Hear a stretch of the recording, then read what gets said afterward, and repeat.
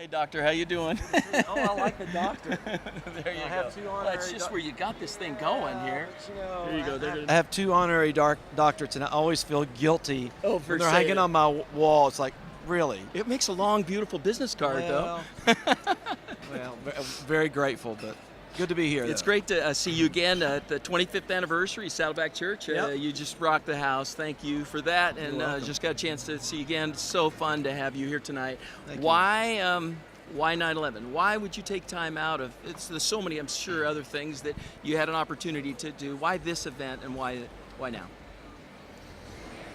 Well, I'm a big Alan fan. I'll have to just be honest. Everybody does love Alan. I love Alan, and I did get invited to do a couple other things. You know, at the end of the day, you just kind of listen to your spirit gut. That's what I call it, and just go, what am I supposed to do? I've really 15 years. Maybe it doesn't really matter if it's 11-year anniversary or 13, but I don't know. I just kind of felt compelled that I need to stay home and be close to my family. Yeah.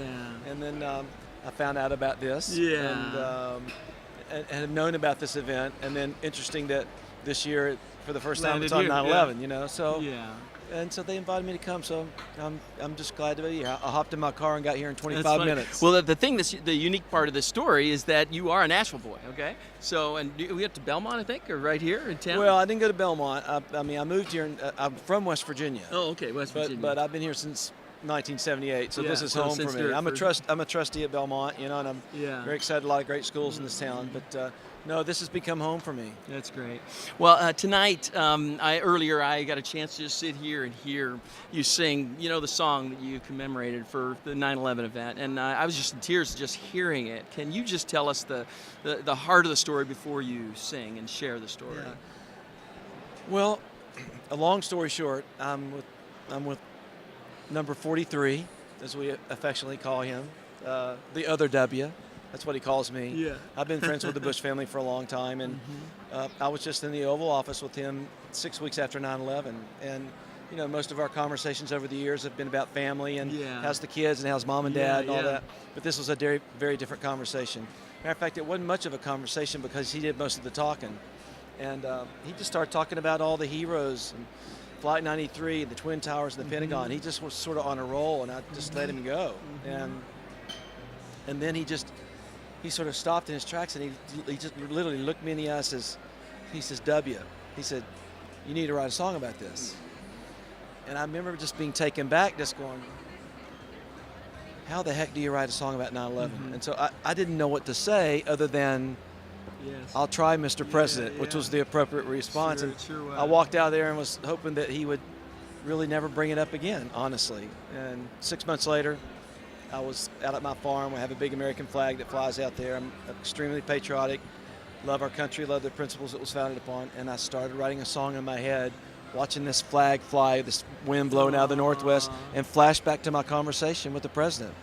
And that's how There She Stands came about. It's incredible. It's incredible. I'm Yeah. so excited.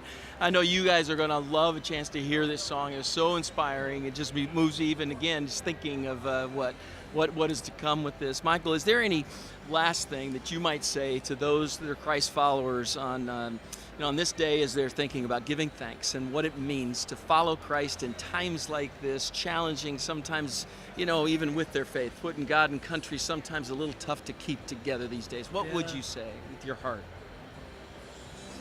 You know what? I would probably just remind people to go, look, reconnect with why you're here. You're not here by mistake. I don't think anybody's a casualty. I don't think, I think there's No a destiny. accidents, There's yeah. not, and there's a destiny on your life. Yeah. And probably last but not least, I still think the grace part, knowing the Father heart of God, I think if you truly, really come to know how much He really is crazy about you and loves you, Yeah. that really is 90% Yeah.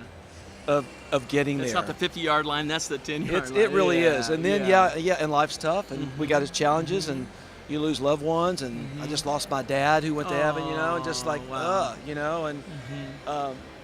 but we can overcome those things, and God can give us strength. But to me, it's the grace thing. If you can get up every morning going, you know what, God, I love who I'm becoming. I love what you're doing in me, although sometimes I might not be able to see it, but I know you love me. To me, that's the clincher, and that's what I would encourage everybody to do. And then you know what? A crazy fall, oh my gosh, you gotta go vote. You gotta vote. You got to vote for somebody. Yeah, Don't stay home. You it's gotta a challenging topic Yeah. for so many people. We're so thankful you to say that, and just thank you for your life work and ministry. It's inspired so many. And me on my runs in the morning, sometimes at a quiet time with a candle. You just brought me to a place that is vertical. I'm very grateful. I think I represent, I'm sure, so many out there. So, brother, thank you. Thank you. On behalf of All so right. many. It's Bless nice you. to be Appreciate with it. you again. Yeah, All you right. too.